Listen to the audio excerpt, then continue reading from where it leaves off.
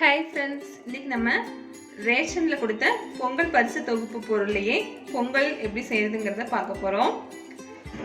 ரேஷனில் கொடுத்த பச்சரிசி, பாசிப்பருப்பு, வெல்லம், நெய், அதுக்கப்புறம் முந்திரி, திராட்சை, ஏலக்காய் இதெல்லாம் எடுத்திருக்கேன். நம்ம பால் மட்டும்தான் நம்மளோட பொருள்லேருந்து சேர்த்த போகிறோம். மற்றபடி எல்லாமே ரேஷனில் கொடுத்த பொங்கல் பொருள்லேருந்து தான் செய்ய போகிறோம். நம்ம இப்போ எப்படி டேஸ்ட்டாக எப்படி செய்கிறதுங்கிறத பார்க்கலாம்.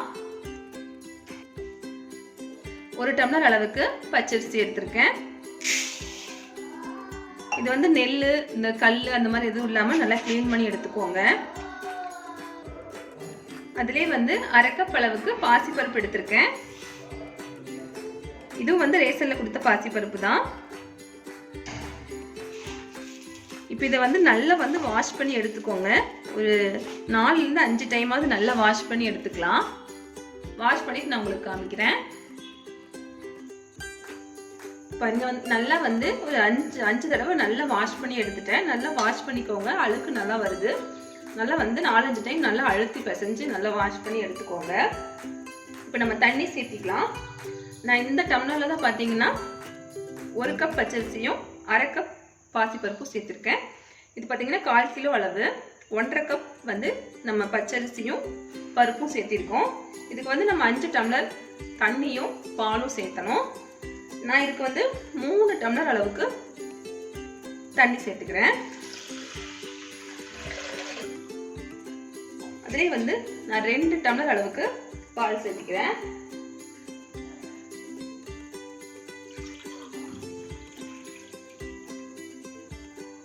இதோட 4 டம்ளர் ஆச்சு.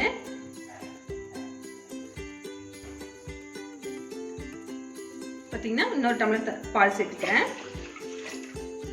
இதில் மொத்தமாக பார்த்தீங்கன்னா 3 டம்ளர் தண்ணியும் 2 டம்ளர் பாலும் சேர்த்துருக்கேன். நீங்கள் இஷ்டப்பட்டுச்சுன்னா 4 டம்ளர் தண்ணியும் 1 டம்ளர் பாலும் கூட சேர்த்துக்கலாம். அது உங்கள் இஷ்டம் தான். ஆனால் 1 டம்ளர் பாலாவது சேர்த்துங்க. அப்போ தான் டேஸ்ட் கொஞ்சம் நல்லா இருக்கும். இப்போ நம்ம இதை மூடி போட்டு ஒரு 5 விசில் விட்டு நம்ம எடுத்துக்கலாம். சும்மா இதிலே கொஞ்சமாக ஒரு பிஞ்ச் அளவுக்கு உப்பு சேர்த்துக்கிறேன். ஒரு ஸ்பூன் அளவுக்கு நெய் சேர்த்துக்கலாம். இதுலயே இது கவர்மெண்ட்ல கொடுத்த நெய் தான். இப்போ இதை மூடி போட்டு ஒரு 5 விசில் விட்டுட்டு நம்ம பார்க்கலாம் எப்படி வந்திருக்குன்ட்டு. அரிசியும் பருப்பும் 5 விசில் விட்டு நான் இறக்கிட்டேன். அது விசில் அடங்குறதுக்குள்ள நம்ம வெள்ளைப்பாக்குக்கு தயார் பண்ணிடலாம். நான் எடுத்த அதே டம்ளர்ல ஒரு 1லேருந்து 1.25 டம்ளர் வெல்லம் எடுத்திருக்கேன். துருவன வெல்லம். இது மூழ்கிற அளவு மட்டும் தண்ணி சேர்த்திக்கோங்க.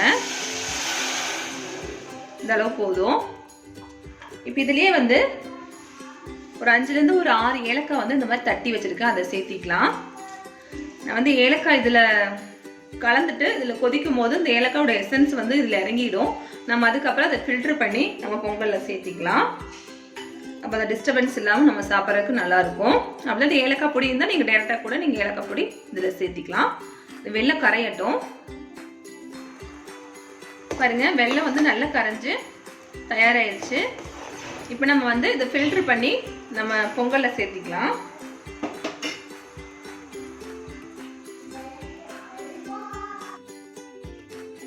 பாருங்க, நம்ம அரிசி பருப்பு வேக வச்சு நல்ல குழைவா சூப்பராக வெந்து வந்துருச்சு. நல்லா திறந்ததுக்கு அப்புறம் நல்லா இப்படி மேஷ் பண்ண மாதிரி நல்லா கலந்து விட்டுக்கோங்க. நல்லா நீ நம்மளுக்கு கூட நல்ல குழைவா கிடைக்கும். இப்போ நம்ம வெள்ளைப்பாக சேர்த்திக்கலாம். நல்லா வடிகட்டி சேர்த்திக்கோங்க.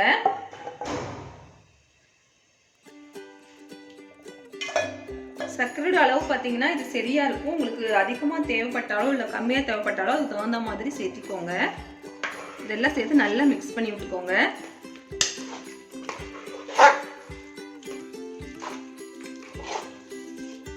இந்த பொங்கல் ஒரு 2 நிமிஷம் நல்லா இந்த சர்க்கரை பாக்கும் இந்த அரிசியும் சேர்த்து நல்லா மிக்ஸ் ஆகி கலந்து வரட்டும்.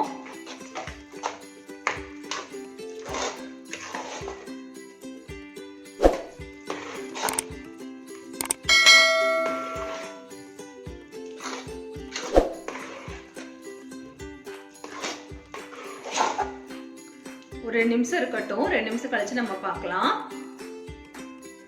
பாருங்க 10 நிமிஷம் வந்து நல்லா வந்து குக் ஆயிடுச்சு.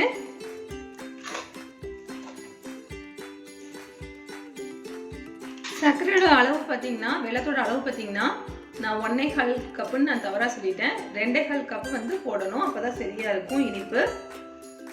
நீங்க இனிப்பு குறைவா வேணும்னா ஒரு 2 கப் அளவு கூட நீங்க சேர்த்துக்கலாம். நான் வந்து ஒரு 2.25 கப்பு வந்து வெல்லம் சேர்த்திருக்கேன். இனிப்பு சரியா இருக்கு. ரொம்பவும் திகட்டவும் இல்லை, ரொம்ப கம்மியாகவும் இல்லை, நார்மல் ஸ்வீட்ல இருக்கு. நீங்க அதிகமாக தேவைப்படுச்சுன்னா கூட அதிகமாக சேர்த்திக்கோங்க. இப்போ நம்ம இதை இறக்கிட்டு நம்ம முந்திரியும் திராட்சையும் வறுத்துட்டு இதில் சேர்த்திக்கலாம். ஒரு பாத்திரத்தை அடுப்பில் வச்சாச்சு. இதில் வந்து ஒரு 2 டேபிள் ஸ்பூன் அளவுக்கு நம்ம நெய் சேர்த்துக்கலாம். இது கடைசியாக வறுத்து சேர்த்தும் போது நெய்யோட வாசம் சூப்பராக இருக்கும் பொங்கல்ல.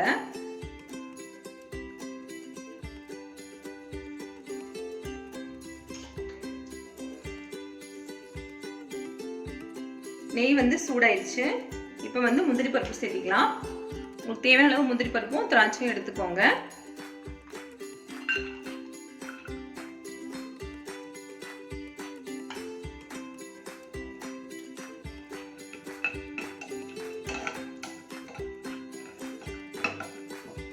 நல்லா செவந்து வரட்டும்.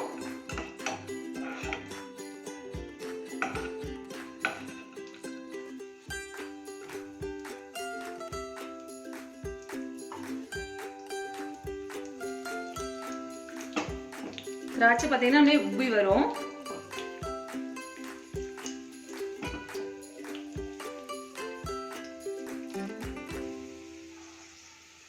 பாருங்க, நல்லா முந்திரியும் திராட்சையும் நல்லா செவந்து சூப்பரா வந்துருச்சு. இப்போ நம்ம வந்து இதில் பொங்கல்ல சேர்த்திக்கலாம்.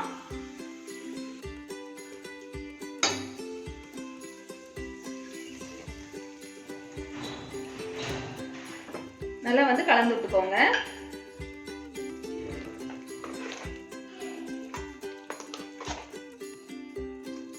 நம்ம டேஸ்டியான பொங்கல் சூப்பரா தயாராயிருச்சு.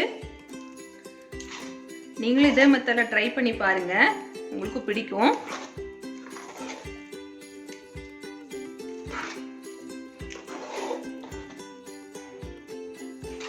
வாசமே தூக்கலா இருக்கு. இப்போ நம்ம சர்வ் பண்ணிட வேண்டியதுதான்.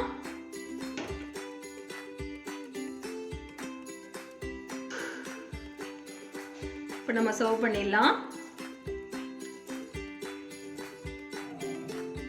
அப்படியே குழைவா சூப்பரா வந்திருக்கு பாருங்க.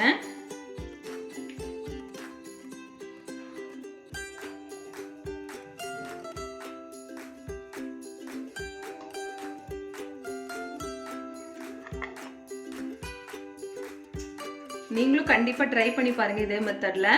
நம்மளுக்கு ரேஷன்ல கொடுத்த பொருளை வச்சு ட்ரை பண்ணி பார்த்துட்டு எப்படி வந்துச்சுன்னு உங்கள் ஃபீட்பேக்கை கமெண்ட் பாக்ஸில் சொல்ல மறந்துடாதீங்க. இந்த வீடியோ பிடிச்சிருந்தா லைக் பண்ணி ஷேர் பண்ணி கமெண்ட் பண்ணிக்கோங்க. மறக்காமல் நம்ம சேனலை சப்ஸ்கிரைப் பண்ணிக்கோங்க. அனைவருக்கும் பொங்கல் திருநாள் நல்வாழ்த்துக்கள். தேங்க்யூ.